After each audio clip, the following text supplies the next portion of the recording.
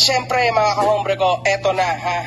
Bali, meron akong comment regarding dito sa alam niyo ng lahat, yung children's party na nag-turn into kalokohan ata. Parang sobrang labo at sobrang layo po sa realidad nung title, nung invitation nila kaysa dun sa mismong party. Kakaiba ka talaga, Wamos. You're the man. Ngayon, iisa-isahin natin point per point, bit per bit. Okay? Eto yan. Ano po kayang pumasok sa utak nitong si Antoinette at nagsayaw siya ng ganyan? Yung mga tao na umattend, hindi na nila alam kung ano ba talagang pinunta nila doon.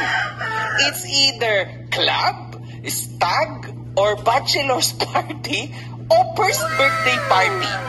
Ano ba talaga?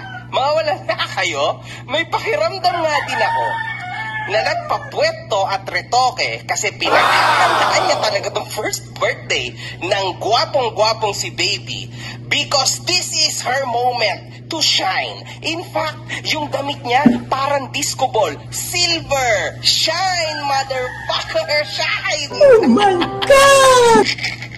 Yes! Madam Antoinette, yun pong damit nyo, hindi angkop. Sa pang-isang taon na birthday, kundi pang club. Huwag mong subukan. Diyos ko, Lord. Masisira ang buhay. Sobrang sikip nga eh. Parang isang kutsaritang cake na lang sabog na yung damit mo, hinayupa ka, Tonet. Ba't mo ginawa yun, Tonet? Si Wamos naman, tuwan-tuwa sa gilid. Pumapalakpak-palakpak pa. Sobrang proud, habi niya. Sobrang proud niya na sumasayaw ka ng nakaganyang damit. Dapat, Wamos, sa room nyo na lang yan ginawa. Sobrang nakahiyayang ginawa nyo, ha? Diyos ko, buti na lang, bawim-bawi sa kagwapuhan ni Meteor ang lahat ng kaganapan na yan.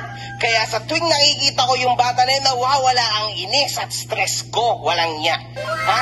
Kasi syempre buti na lang at lumalabas. Yan, alam niyo mga kahombre ko, sa totoo lang, kung makita niyo talaga yung anak nito sila Wamos tsaka nito si Antoinette, grabe guys, sobrang gwapo talaga. Kitang-kita. Kaso lang kasi, itong mga magulang niya, grabe, bakit nyo ito ginawa? Diba? Dapat, again, children's party po yung ating title. Ba't naging ganon? Diba? Tapos may nag-viral pa. Alam nyo naman, viral na viral ngayon, yung sayaw na sayaw nito si Antoinette.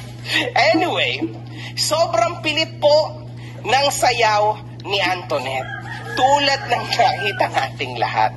Muntik pa pong bumitaw yung upuan, tas lumindol yung stage. Alam niyo yun? Literal na water. Water, inom na ng water yung mga bisita nyo. Ha? Kasi grabe, sa sobrang kaba nila na may mangyaring something sa'yo, Tonet. Diba? Sa ginawa mong sayaw, Diyos ko, parang Antoinette's birthday yung kinalabasan ng party. Parang gigil na gigil ka mag-celebrate. Dapat ikaw na lang mag-celebrate, Antoinette. Dapat ikaw na lang. Ano ka ba? Kung talagang sasayawan mo ng ganun yung anak mo, di ba? Huwag na.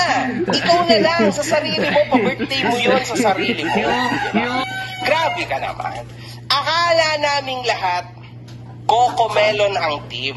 Siyempre, puta, children's party. Dapat talaga ganon. Cocomelon, di ba? Dapat mga ganon. May mga palaro, again, clowns and everything. Pero hindi, walang niya.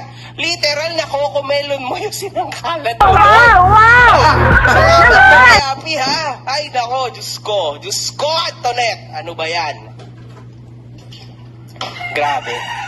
Mga kaibigan ko itong mga ito, mga kahombre ko. Yan naman talagang totoo. Yang Wamos na yan, at yang Antoinette na yan, mga kaibigan ko talaga yan. Putang ina, kaibigan ko talaga yan. Kaso kailangan ko talaga silang real talkin. Ito talaga yung motibo ng video na to. Hindi ko in-expect, Wamos, na hindi mo ko i-invite. Nakakainis kang, Wamos ka. Isang linggo akong hindi makatulog, walang yaka. Ha? Di hamak naman na mas matagal mo na akong kilala kaysa dyan kay Madam J. Costura. Ha?